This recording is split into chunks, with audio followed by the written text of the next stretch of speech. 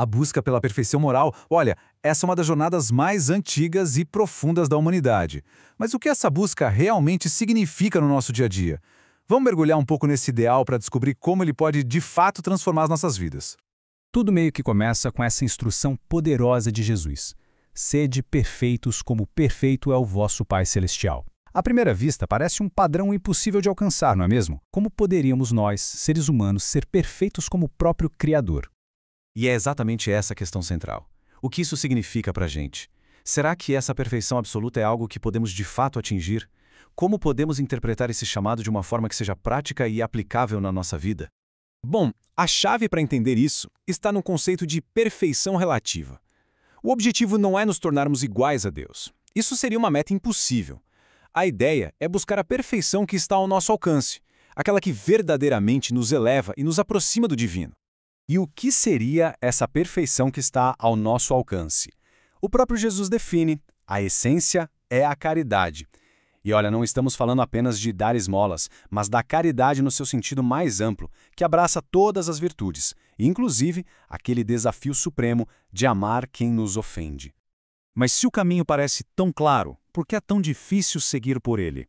Existe uma barreira fundamental que atrapalha o nosso progresso moral. Vamos descobrir qual é? E aqui está ele, o egoísmo. Ele é identificado como o vício radical, a verdadeira raiz de onde brotam todos os outros males. E qual é a sua base? O interesse pessoal acima de tudo e o apego ao que é material. E aqui a gente vê a grande luta interna que todos nós travamos. De um lado, o egoísmo, focado no próprio umbigo, no apego, que é um sinal de inferioridade espiritual. Do outro lado, a caridade, que se volta para o bem do próximo e para a prática das virtudes, e esse sim é o verdadeiro sinal de superioridade moral. Ok, se o egoísmo é o grande obstáculo, qual é a ferramenta para superá-lo?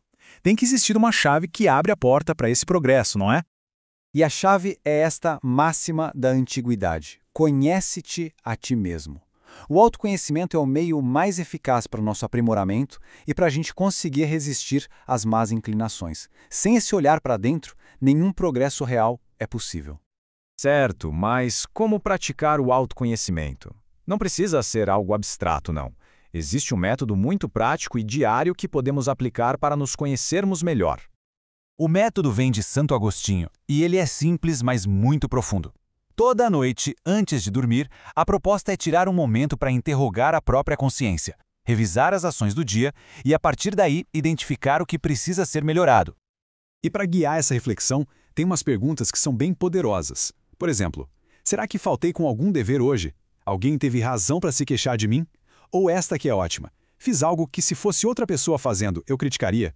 São perguntas que exigem uma honestidade brutal consigo mesmo.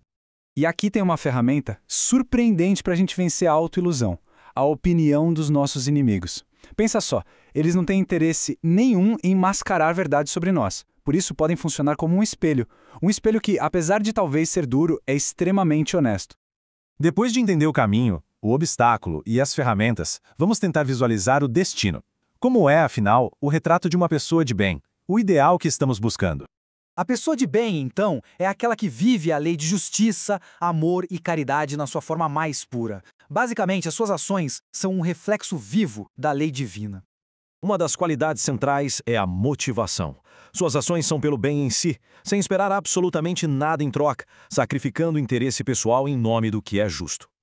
Sua perspectiva é universal, não faz distinção de raça, de crença ou de origem. Para a pessoa de bem, todos são parte da mesma grande família humana. E de forma crucial, essa pessoa tem uma imensa capacidade de perdoar. Seguindo o exemplo de Jesus, não guarda rancor nem alimenta desejos de vingança, porque compreende as fraquezas humanas. Então, o ponto crucial é este. O reconhecimento não vem da perfeição absoluta, mas do esforço contínuo.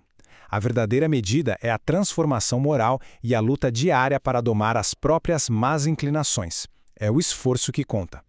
E no final das contas, tudo se resume a esta máxima, tão simples quanto impactante: fora da caridade não há salvação. Uma frase que nos deixa a refletir sobre o verdadeiro centro da nossa jornada de evolução: o amor ao próximo.